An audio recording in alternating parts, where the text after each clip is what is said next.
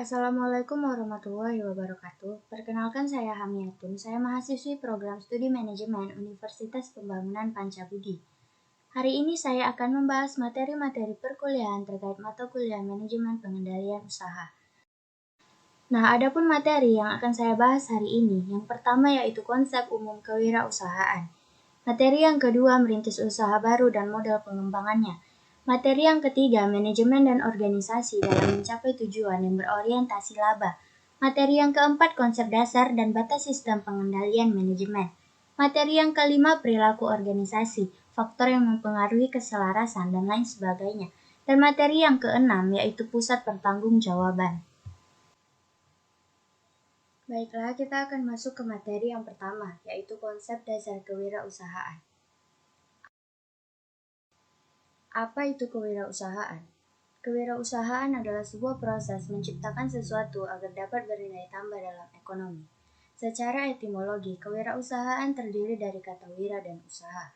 Menurut Kamus Besar Bahasa Indonesia, wirausaha adalah orang yang pandai atau berbakat mengenali produk baru, menentukan cara produksi baru, menyusun operasi untuk mengadakan produk baru, mengatur permodalan operasinya, serta memasarkannya. Selanjutnya yaitu hakikat kewirausahaan. Terdapat 6 hakikat pentingnya kewirausahaan. Yang pertama yaitu menurut Ahmad Sanusi tahun 1994, kewirausahaan adalah suatu nilai yang diwujudkan dalam perilaku yang dijadikan sumber daya, tenaga penggerak, tujuan, siasat, kiat, proses, dan hasil bisnis. Yang kedua, menurut Soeharto Prawiro tahun 1997, kewirausahaan adalah suatu nilai yang dibutuhkan untuk memulai sebuah usaha dan mengembangkan usaha. Yang ketiga, kewirausahaan adalah suatu proses dalam mengerjakan sesuatu yang baru atau kreatif dan berbeda atau inovatif yang bermanfaat dalam memberikan nilai lebih. Yang keempat, menurut Drucker tahun 1959, kewirausahaan adalah kemampuan untuk menciptakan sesuatu yang baru dan berbeda. Yang kelima, menurut Zimmerer tahun 1996, kewirausahaan adalah suatu proses penerapan kreativitas dan keinovasian dalam memecahkan persoalan dan menemukan peluang untuk memperbaiki kehidupan usaha. Dan yang keenam, kewirausahaan adalah usaha menciptakan nilai tambah dengan jalan mengkombinasikan sumber-sumber melalui cara-cara baru dan berbeda untuk memenangkan persaingan. Selanjutnya yaitu konsep dasar kewirausahaan. Konsep entrepreneurship mulai diperkenalkan pada abad ke-18 di Prancis oleh Richard Cantillon. Pada periode yang sama di Inggris juga sedang terjadi revolusi industri yang melibatkan sejumlah entrepreneur. Kemudian gagasan tersebut dibahas secara lebih mendalam oleh Joseph Schumpeter, seorang ahli ekonomi Jerman pada tahun 1911. Melalui teori pertumbuhan ekonomi dari Schumpeter, konsep entrepreneurship telah didudukkan pada posisi yang sangat penting dalam pelaksanaan pembangunan. Selanjutnya ada manfaat wirausaha dan ciri-ciri wirausaha. Nah, adapun manfaat wirausaha yang pertama yaitu untuk menambah tenaga kerja sehingga dapat mengurangi pengangguran. Yang kedua sebagai generator pembangunan seperti produksi, distribusi, pemeliharaan lingkungan, dan lain sebagainya. Yang ketiga memberi bantuan kepada orang lain dan pembangunan sosial sesuai dengan kemampuannya. Yang keempat mendidik karyawan menjadi orang yang mandiri, disiplin, jujur, dan tekun dalam menghadapi pekerjaan. Yang kelima memberi contoh kepada orang lain bagaimana kita harus bekerja keras. Yang keenam yaitu hidup efisien dengan tidak berfoya-foya dan boros. Kemudian ciri-ciri wirausaha. Yang pertama yaitu percaya diri. Yang kedua berorientasi pada tugas dan hasil. Yang ketiga keberanian mengambil resiko. Yang keempat kepemimpinan. Yang kelima berorientasi ke masa depan. Yang keenam kreatif dan inovatif. Dan yang ketujuh memiliki tenaga dalam. Selanjutnya kita akan masuk ke materi yang kedua, yaitu merintis usaha baru dan modal pengembangannya. Bagaimana cara memulai usaha baru? Terdapat 3 cara untuk memulai usaha baru. Cara yang pertama yaitu merintis usaha baru. Merintis usaha baru yaitu dengan membentuk dan mendirikan usaha baru dengan menggunakan modal, ide, organisasi, dan manajemen yang dapat dirancang sendiri. Cara yang kedua yaitu dengan membeli perusahaan orang lain. Membeli perusahaan orang lain yaitu dengan membeli perusahaan yang telah didirikan atau dirintis dan diorganisir oleh orang lain dengan nama dan organisasi yang sudah ada. Dan cara yang ketiga yaitu kerjasama manajemen atau franchising. Franchising yaitu kerjasama antara wirausaha dengan perusahaan besar dalam mengadakan persetujuan jual beli hak monopoli untuk menyelenggarakan usaha atau waralaba. Selanjutnya yaitu merintis usaha baru. Untuk merintis usaha baru terdapat tahapan dan juga hal-hal yang harus kita perhatikan. Nah, adapun tahapan dalam merintis usaha baru, yang pertama diawali dengan adanya ide. Yang kedua mencari sumber dana dan fasilitas barang, uang, dan orang. Yang ketiga sumber dana bisa berasal dari badan keuangan atau bank berupa kredit atau orang yang bersedia sebagai penyandang dana. Yang keempat yaitu objek bisnis memiliki pasar. Dan yang terakhir yaitu memperhatikan peluang pasar sebelum produk diciptakan. Kemudian hal-hal yang harus kita perhatikan. Yang pertama yaitu bidang dan jenis usaha yang akan dimasuki. Yang kedua bentuk usaha dan kepemilikan yang akan dipilih. Yang ketiga tempat usaha yang akan dipilih. Yang keempat organisasi yang akan digunakan. Yang kelima jaminan usaha yang mungkin diperoleh. Dan yang keenam yaitu lingkungan usahanya. Selanjutnya yaitu membeli perusahaan yang sudah didirikan. Adapun alasan seseorang membeli perusahaan yang sudah ada atau yang sudah didirikan, yang pertama yaitu karena memiliki resiko lebih rendah. Yang kedua lebih mudah, dan yang ketiga memiliki peluang untuk membeli dengan harga yang dapat ditawar. Namun di samping itu terdapat juga permasalahan-permasalahan dalam membeli perusahaan yang sudah didirikan. Masalah-masalah tersebut dibagi menjadi dua, yaitu masalah eksternal dan juga masalah internal. Masalah eksternal yaitu masalah yang ada di luar perusahaan seperti lingkungannya. Misalnya banyak pesaing dan ukuran peluang pasar. Sedangkan masalah internal yaitu masalah-masalah yang ada di dalam perusahaan. Misalnya image atau reputasi perusahaannya. Selanjutnya yaitu franchising. Franchising adalah suatu kerjasama antara entrepreneur atau franchise dengan perusahaan besar atau franchisor dalam mengadakan persetujuan jual beli hak monopoli untuk menyelenggarakan usaha. Secara sederhana, model usaha ini dapat digambarkan sebagai kerjasama manajemen untuk menjalankan perusahaan cabang atau penyalur. Inti dari franchising ini adalah untuk memberi hak monopoli menyelenggarakan usaha dari perusahaan induk. Franchisor adalah perusahaan induk, yaitu perusahaan yang memberikan lisensi. Sedangkan franchise adalah perusahaan pembeli lisensi atau penyalur atau dealer. Selanjutnya ada kelebihan dan kekurangan dalam cara merintis usaha. Yang pertama yaitu merintis usaha baru.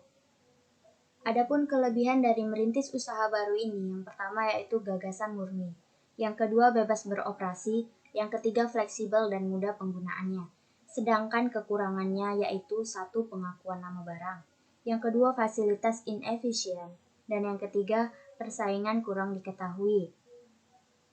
Untuk bentuk membeli perusahaan yang sudah didirikan, kelebihannya yaitu satu kemungkinan sukses. Yang kedua lokasi sudah cocok. Yang ketiga karyawan dan pemasok biasanya sudah mantap. Dan yang keempat sudah siap operasi. Sedangkan kekurangannya yaitu satu perusahaan yang dijual biasanya lemah. Yang kedua peralatan tak efisien. Yang ketiga mahal dan yang keempat sulit inovasi. Sedangkan untuk franchising, kelebihannya yaitu satu dapat pengalaman dalam logo, nama, metode produksi, pelatihan, dan bantuan modal. Dan yang kedua yaitu penggunaan nama dan merek yang sudah dikenal. Sedangkan untuk kekurangannya, yang pertama yaitu tidak mandiri, yang kedua kreativitas tidak berkembang, yang ketiga menjadi kurang independen, terdominasi, dan rentan terhadap perubahan franchisor. Selanjutnya kita akan masuk ke materi yang ketiga yaitu manajemen dan organisasi dalam mencapai tujuan yang berorientasi laba. Apa itu organisasi? Organisasi adalah sebuah wadah untuk sekumpulan orang yang bekerja sama secara rasional serta sistematis yang terpimpin atau terkendali untuk mencapai tujuan tertentu memanfaatkan sumber daya yang ada di dalamnya. Ciri-ciri organisasi yang pertama yaitu mempunyai tujuan dan sasaran. Yang kedua, mempunyai keterikatan format dan tata tertib yang harus ditaati. Yang ketiga, adanya kerjasama dari sekelompok orang. Dan yang keempat, mempunyai koordinasi tugas dan wewenang. Adapun tujuan umum dari organisasi ini yang pertama yaitu mencapai atau merealisasikan keinginan atau cita-cita bersama dari tiap anggota organisasi. Yang kedua, mendapat keuntungan dan berpenghasilan bersama-sama. Yang ketiga, mengatasi terbatasnya kemandirian dan kemampuan pribadi untuk mencapai tujuan bersama. Yang keempat, mendapat pengakuan dan penghargaan bagi anggotanya.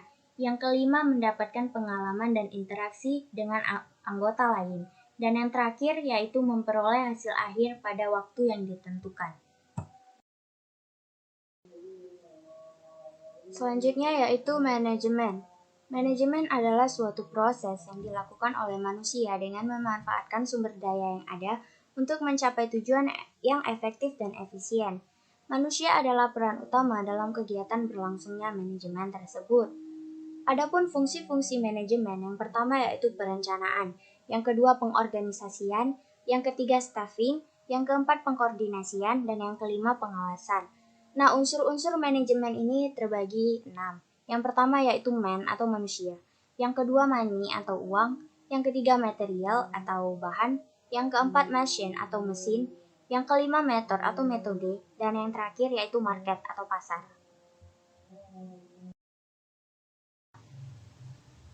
Manajemen organisasi.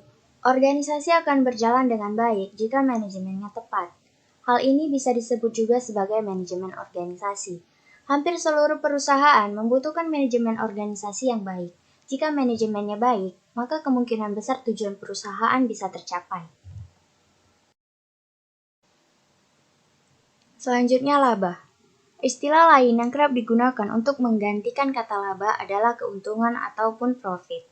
Pada umumnya, laba kerap kali menjadi ukuran yang digunakan untuk menilai berhasil atau tidaknya manajemen suatu perusahaan atau badan usaha, yaitu dengan melihat laba yang telah diperoleh dari perusahaan tersebut. Adapun unsur-unsur laba, yang pertama yaitu pendapatan, yang kedua beban, yang ketiga biaya, yang keempat keuntungan, dan yang kelima penghasilan. Untuk jenis-jenis laba sendiri itu terbagi menjadi 4. Yang pertama laba kotor, yang kedua laba usaha, yang ketiga laba bersih sebelum pajak, dan yang keempat laba bersih.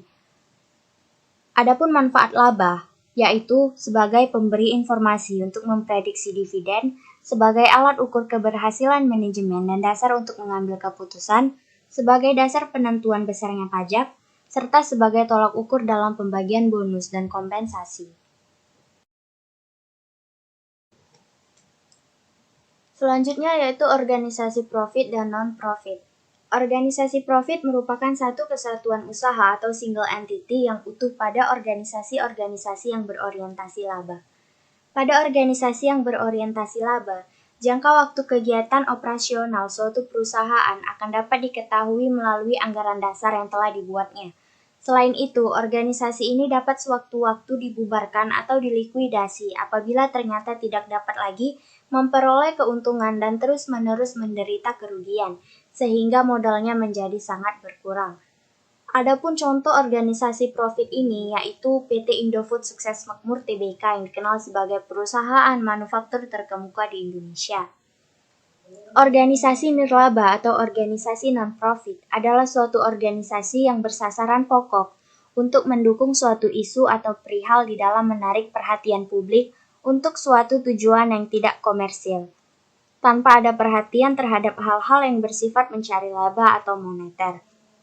Berbeda dengan organisasi profit, tujuan utama dari organisasi ini bukanlah semata-mata untuk mencari laba. Organisasi non-profit berdiri untuk mewujudkan perubahan pada individu atau komunitas. Organisasi non-profit menjadikan sumber daya manusia sebagai aset yang paling berharga, karena semua aktivitas organisasi ini pada dasarnya adalah dari, oleh, dan untuk manusia. Contoh untuk organisasi non-profit yaitu LSM atau Lembaga Swadaya Masyarakat. Tujuan manajemen dan organisasi dalam mencapai laba. Untuk tujuannya ini terbagi menjadi 2, yaitu tujuan jangka panjang dan tujuan jangka pendek. Tujuan jangka panjang yaitu direfleksikan ke dalam bentuk visi perusahaan yang memiliki jangka waktu 10 hingga 20 tahun ke depan. Sedangkan tujuan jangka pendek yaitu turunan dari visi perusahaan berupa sasaran-sasaran yang harus dicapai dalam kurun waktu yang lebih pendek, biasanya antara 3 hingga 5 tahun. Selanjutnya kita akan masuk ke materi yang keempat, yaitu konsep dasar dan batas-batas sistem pengendalian manajemen. Konsep dasar sistem pengendalian manajemen. Sistem pengendalian manajemen adalah suatu sistem yang dipergunakan manajemen untuk mengendalikan organisasi agar tujuan organisasi dapat tercapai. Sistem pengendalian manajemen berbeda dengan pengendalian sederhana. Proses pengendalian yang dipergunakan manajemen menggunakan elemen dasar pengendalian, yaitu detektor, asesor, efektor, dan communication network. Detektor melaporkan apa yang sedang terjadi di organisasi. Asesor membandingkan antara apa yang terjadi dengan standar. Efektor melakukan tindakan jika ada perbedaan antara apa yang terjadi dengan apa yang diharapkan. Konsep dasar yang memberikan kerangka bagi perancangan dan penerapan sistem pengendalian manajemen meliputi yang pertama, komponen operasi atau kegiatan yang terpasang secara terus-menerus atau a continuous component of operation. Yang kedua, pengendalian manajemen dipengaruhi oleh manusia. Yang ketiga, memberikan keyakinan yang memadai, bukan keyakinan yang mutlak. Batas-batas pengendalian manajemen. Adapun batas-batas pengendalian manajemen yang pertama yaitu formulasi strategi. Formulasi strategi adalah proses menentukan tujuan organisasi dan strategi untuk mencapai tujuan. Tujuan adalah apa yang hendak dicapai oleh seluruh organisasi, sedangkan strategi menjelaskan langkah-langkah spesifik untuk mencapai tujuan dalam kurun waktu tertentu. Yang kedua, pengendalian manajemen.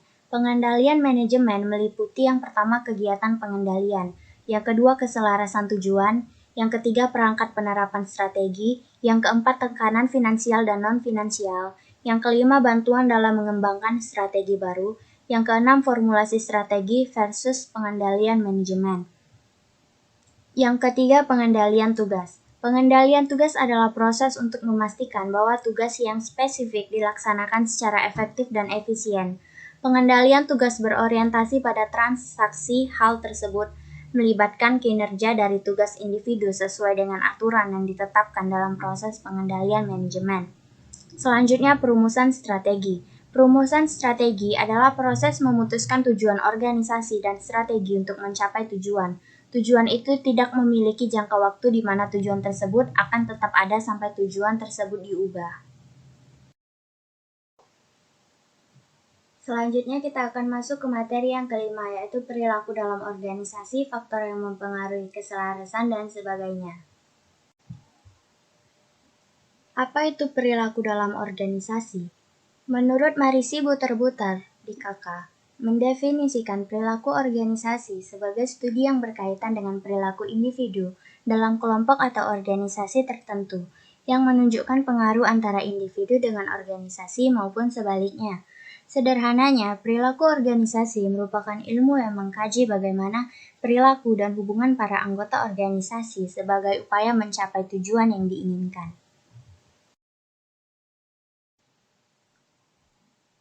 Adapun faktor-faktor yang mempengaruhi keselarasan tujuan organisasi terbagi dua. Yang pertama faktor eksternal dan yang kedua faktor internal. Faktor-faktor eksternal adalah norma-norma mengenai perilaku yang diharapkan dalam masyarakat, di mana organisasi menjadi bagiannya. Norma-norma ini mencakup sikap yang secara kolektif sering juga disebut etos kerja, yang diwujudkan melalui loyalitas pegawai terhadap organisasi, keuletan, semangat, dan kebanggaan yang dimiliki oleh pegawai dalam menjalankan tugas secara tepat waktu. Sedangkan faktor internalnya terdiri dari budaya, gaya manajemen, organisasi informal, dan persepsi dan komunikasi. Sistem pengendalian formal. Sistem pengendalian formal terdiri dari aturan-aturan dan proses kendali secara formal. Aturan-aturan adalah seperangkat tulisan yang memuat semua jenis instruksi dan pengendalian, seperti instruksi-instruksi jabatan, pembagian kerja, prosedur standar operasi, panduan-panduan, dan tuntunan-tuntunan etis. Adapun jenis-jenis aturan, yang pertama yaitu pengendalian fisik, yang kedua manual, yang ketiga pengamanan sistem, dan yang keempat sistem pengendalian tugas. Proses kendali secara formal. Suatu perencanaan strategi akan melaksanakan tujuan dan strategi organisasi. Seluruh informasi yang tersedia dipergunakan untuk membuat perencanaan ini. Perencanaan strategis tersebut kemudian dikonversi menjadi anggaran tahunan yang fokus pada pendapatan dan belanja yang direncanakan untuk masing-masing pusat tanggung jawab. Pusat tanggung jawab ini juga dituntun oleh aturan-aturan dan informasi informal lainnya. Pusat tanggung jawab menjalankan operasi-operasi yang ditugaskan, dan hasilnya kemudian dinilai dan dilaporkan. Hasil-hasil aktual kemudian dibandingkan dengan anggaran untuk menentukan apakah kinerjanya memuaskan atau tidak. Jenis-jenis organisasi. Organisasi terbagi menjadi 3. Yang pertama, struktur fungsional. Struktur fungsional di dalamnya setiap manajer bertanggung jawab atas fungsi-fungsi yang terspesialisasi seperti produksi dan pemasaran. Yang kedua, struktur unit bisnis. Di dalamnya, para unit manajer bertanggung jawab atas aktivitas-aktivitas dari masing-masing unit, dan unit bisnis berfungsi sebagai bagian independen dari perusahaan. Dan yang terakhir, struktur matriks. Struktur matriks di dalamnya unit-unit fungsional memiliki tanggung jawab ganda. Fungsi-fungsi pengendalian manajemen. Yang pertama, melakukan perencanaan yang tepat untuk sebuah perusahaan. Yang kedua, melakukan koordinasi yang tepat antar bagian. Yang ketiga, melakukan proses komunikasi informasi yang baik. Yang keempat, mengambil sebuah keputusan akan suatu hal. Yang kelima, memotivasi pekerja atau sumber daya manusia yang bekerja di sebuah perusahaan agar memiliki perilaku atau nilai dan norma yang sesuai terhadap tujuan perusahaan. Yang keenam, melakukan kendali akan segala hal yang terjadi di sebuah perusahaan. Yang ketujuh, menilai kinerja sumber daya yang ada di dalam perusahaan. Yang delapan, meningkatkan sistem akuntabilitas suatu perusahaan. Yang kesembilan, merangsang serta membangkitkan rasa patuh terhadap aturan operasional yang berlaku. Yang kesepuluh, melakukan perlindungan terhadap segala aset yang ada di sebuah perusahaan. Dan yang terakhir, mengelola segala kegiatan yang terjadi pada sebuah perusahaan sehingga pelaksanaannya efisien dan efektif. Selanjutnya kita akan masuk ke materi yang terakhir, yaitu pusat pertanggungjawaban. Pusat pertanggungjawaban. Pusat pertanggungjawaban merupakan organisasi yang dipimpin oleh seorang manajer yang bertanggung jawab terhadap aktivitas yang dilakukan. Perusahaan pada dasarnya merupakan sekumpulan pusat-pusat tanggung jawab yang masing-masing diwakili oleh sebuah kotak dalam bahan organisasi. Pusat-pusat tanggung jawab tersebut selanjutnya membentuk suatu hierarki. Pada tingkat terendah adalah pusat untuk seksi-seksi, pergeseran kerja, dan unit organisasi kecil lainnya. Karakteristik utama pusat tanggung-jawaban adalah memfokuskan pada pusat-pusat pertanggungjawaban setiap kegiatan yang dilakukan dalam memberikan laporan aktual mengenai kegiatannya, dan dasar yang digunakan untuk menilai pelaksanaan dari masing-masing pusat pertanggungjawaban tersebut adalah melalui anggaran. Jenis-jenis pusat tanggung jawab. Yang pertama, pusat pendapatan. Pusat pendapatan adalah jumlah yang diterima oleh perusahaan dari kegiatannya, yang utama dari penjualan produk atau jasa kepada pelanggan. Yang kedua, pusat beban. Pusat beban adalah pusat tanggung jawab yang inputnya diukur secara moneter namun outputnya tidak. Yang ketiga, pusat beban kebijakan. Pusat beban kebijakan meliputi unit-unit administratif dan pendukung, operasi litbang, dan hampir semua aktivitas pemasaran. Yang keempat, pusat administratif dan pendukung. Pusat administratif dan pendukung adalah pusat biaya kebijakan yang berfungsi untuk memberikan jasa dan pusat pertanggungjawaban lainnya. Yang kelima, pusat penelitian dan pengembangan.